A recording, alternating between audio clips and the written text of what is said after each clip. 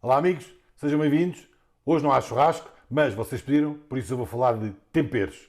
Já sabem que não tem muita ciência, é simples, mas eu vou-vos mostrar o que é que faço. Venham comigo.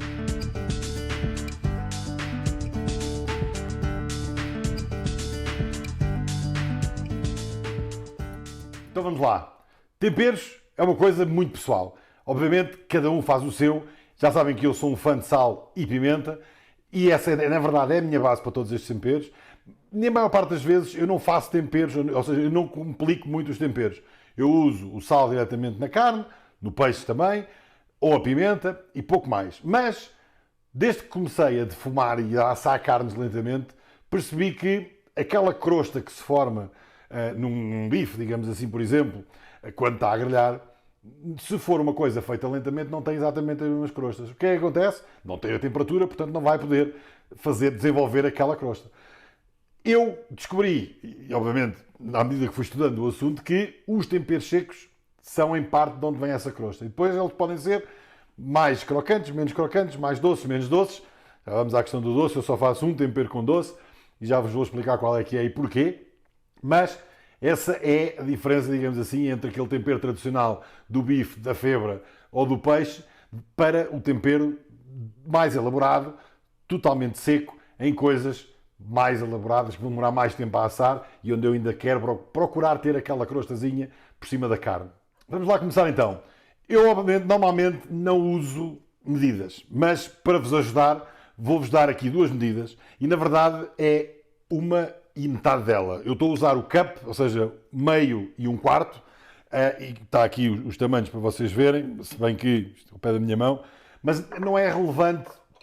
A proporção, obviamente, é relevante. A quantidade aqui não é relevante, depende do que é que vocês vão fazer de tempero. O importante para mim é manter a proporção de 1 para meio ou 1 para 2 em cada um dos temperos. Vocês já me viram usar estes potinhos. O que é que eu faço normalmente? Reuso de temperos que eu comprei e vou fazendo as minhas misturas. Uma sobra, esta por exemplo é uma sobra que eu fui misturando e que uso de vez em quando em alguns tipos de assados, e outras eu vou fazendo. Hoje, só para vocês, eu comprei aqui 6 jarrinhos destes vazios e todos bonitinhos. Aqui. O que é que isto tem de vantagem? Primeiro, obviamente, é de plástico, coisas de vidro no churrasco nunca são boas, e depois eles vêm com esta proteçãozinha aqui que vai ajudar os temperos a ficarem mais frescos.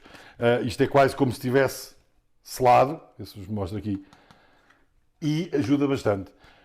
Não sei se é fácil de encontrar, sinceramente não procurei, vou ver se consigo encontrar, se isto existir ou na Amazon. Eu comprei estes na Amazon aqui nos Estados Unidos, se eu conseguir encontrar aí depois eu partilho com vocês. Vamos ao que importa, vamos começar a misturar. Primeira coisa, sal. Eu uso um sal grosso, mas não, ou seja, não uso um sal grosso, uso um sal aqui que não é aquele sal fino, não sei se eu vos consigo mostrar aqui, mas que já tem aqui alguma granularidade, estão a ver? Eles aqui chamam isto de kosher salt, não pela medida, é pela forma como é feito por ser kosher, mas é para mim aquele que tem a medida do ponto de vista de tempero, lá está, para fazer a tal capa, é a medida melhor. Vou começar então aqui com meio cup de sal, isto é sempre mais ou menos. Eu pus aqui uma basezinha, uma tigelazinha, porque obviamente vou aproveitar o sal, os temperos que vou deitando fora. Isto vai ser difícil, porque eu estou aqui só com uma mão. Agora vamos à pimenta. Outro tanto de pimenta.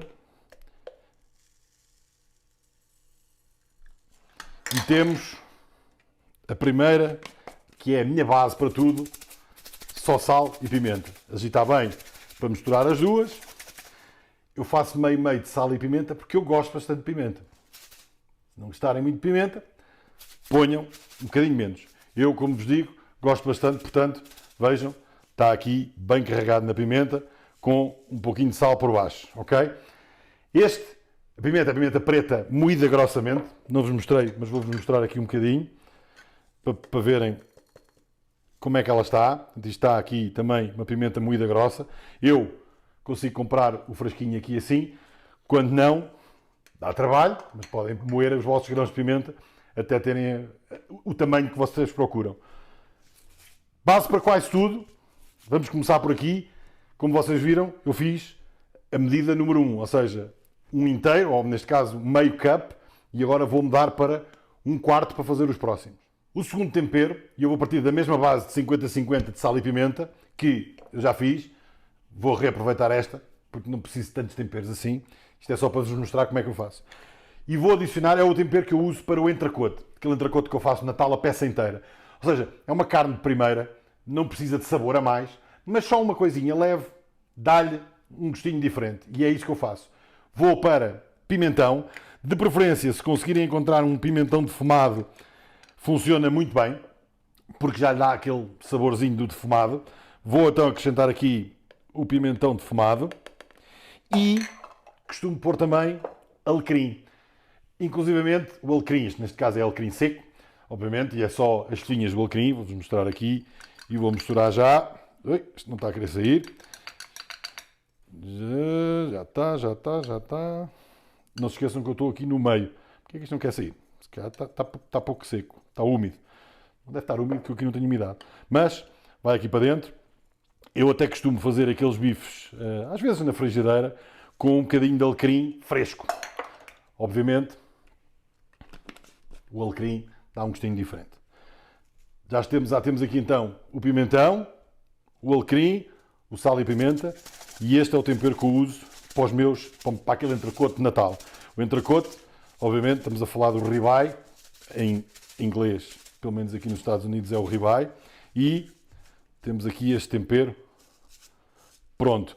Isto com alecrim, o alecrim vai ter tendência para se espalhar, mas, para ficar aqui tudo ao de cima, portanto temos que agitar muitas vezes, e como ele tem esta abertura aqui maior, acaba por ser fácil depois de aplicar na carne, porque ele sai de forma bastante controlada. Aliás, isso é outra das vantagens destes potezinhos pequeninos. Temos aqui o segundo tempero, alecrim, pimentão, sal e pimenta. Uma de cada de pimentão, uma de cada de sal e pimenta, meia de alecrim e pimentão. Eu depois escrevo isto tudo, mas não se esqueçam, os vossos também. Vamos ao próximo. Terceiro tempero, o tempero que eu uso para a costela de porco. E este aqui parte da mesma base, sal e pimenta, vai levar também o mesmo pimentão defumado. Uma coisa importante para vocês saberem, se alguém não tiver a usar uma churrasqueira e quer usar este tipo de temperos, esta história do pimentão defumado é uma ajuda. Obviamente que, não sendo o defumado da lenha, sempre vai dar ali um travozinho a algo que foi feito, por exemplo, num forno. E a costela de porco pode-se perfeitamente fazer no forno, como é óbvio, vocês sabem disso. Aliás, o entrecosto no forno é bem bom. Cá vai então o pimentão. No caso do porco especificamente, eu gosto de pôr mostarda. E então vai aqui uma mostardazinha em pó. Lá está, estou na medida, portanto estou na metade do sal, ok? No caso, eu estou a usar metade, estou a usar um quarto da metade. Isto é muito complicado. Estas coisas não dão jeito nenhum. Por isso é que eu gosto de fazer isto tudo a olho. Mas cá vai, portanto temos a mostarda. E agora, vem a parte que, no porco pessoalmente, eu gosto muito, mas tenham muito cuidado. Pimenta cayenne. Pimenta cayenne é bem mais forte do que a pimenta preta. Tem um gostinho especial, mas vejam que eu não estou a pôr muito, não estou a encher, porque ela morde, amigos. Vai cá para dentro. E temos 5 temperos a fazer o nosso tempero do entrecosto ou da costela de porco. Sal e pimenta, uma. Pimentão, meia. Mostarda, meia. E a cayenne, meia. Um pouquinho menos ou um pouquinho mais, dependendo do que vocês gostam. Vamos agitar. E temos o tempero do porco também pronto. Cá está ele. Tem que ser bem mexido, porque o sal e a pimenta têm tendência para ficar, como são maiores, um bocadinho mais. Os outros são todos em pó, o sal e a pimenta é um bocadinho granulado. E está feito. Isto é o meu tempero para a costela de porco. Quarto tempero. Vamos ao brisket. Mesma base de sal e pimenta. Este vocês já perceberam que eu não mudo para nada. Vou acrescentar o mesmo pimentão, portanto, mesma quantidade de pimentão, mas já está aqui, mas para o porco eu gosto de mostarda. Acho que a mostarda liga bem com o porco. Isto deve ser as minhas bifanas, as minhas febras com mostarda de criança que ficam aqui marcadas. E eu gosto muito da mostarda no porco. Aliás, às vezes eu normalmente uso azeite para o tempero agarrar às carnes. No caso do porco, quando faço as costelas, uso mostarda. Enfim, são gostos. E gostos não se discutem, como costumamos dizer. Mas aqui, na carne de vaca, não gosto. Então eu tiro a mostarda e coloco o mesmo pimentão. E aqui vamos à parte mais controversa, que é açúcar mascavado, açúcar castanho. Vamos lá aqui pôr metade disto, portanto metade da medida, não é? Ou seja, metade do sal e da pimenta. Ele não está a querer sair, não sei porquê. Cá está o açúcar mascavo. E porquê é que eu ponho açúcar mascavo aqui e, por exemplo, não ponho no porco? Primeiro, um pouquinho de doce não faz mal a ninguém. Eu gosto de um pouquinho de doce.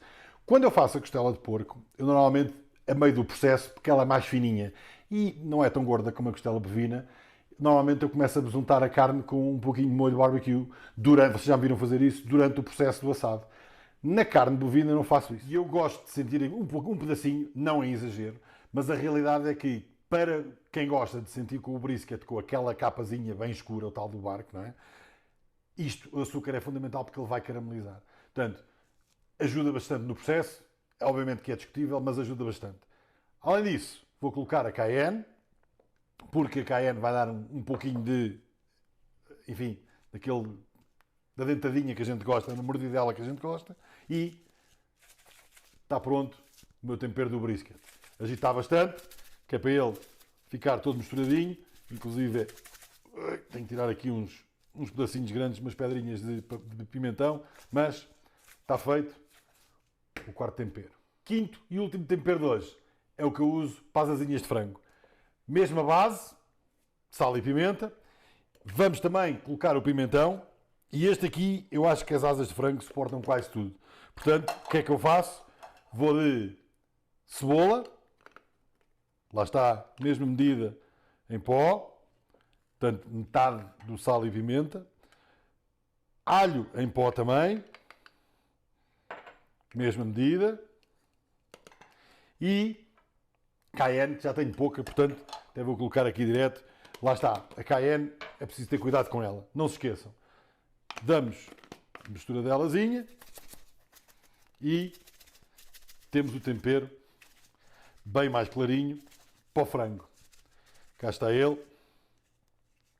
Bem diferente dos outros, com o alho e a cebola, obviamente.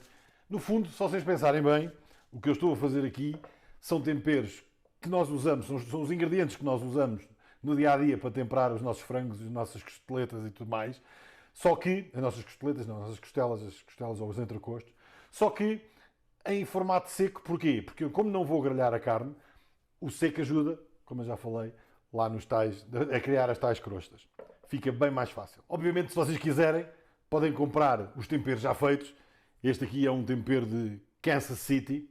Sei lá eu porquê, porque alguém no Kansas se lembrou, neste caso o Joe, lembrou-se de fazer um tempero. Mas a verdade é que eu consigo ter aqui 5 temperos. Falta-me sal e pimenta, não consigo agarrar nele. 5 temperos diferentes, feitos em casa, por mim, para usar nos meus churrasquinhos, que é aquilo que importa. Se vocês quiserem que eu vos mande uns potinhos destes com o tempero já feito, avisem que a gente arranja a maneira de fazer isso. Amigos, não se esqueçam, isto é sempre a minha opinião, os temperos que eu gosto, façam os vossos, afinem os vossos temperos, comprem os potinhos, guardem lá dentro e divirtam-se. Tchau, bons churrascos, até à próxima.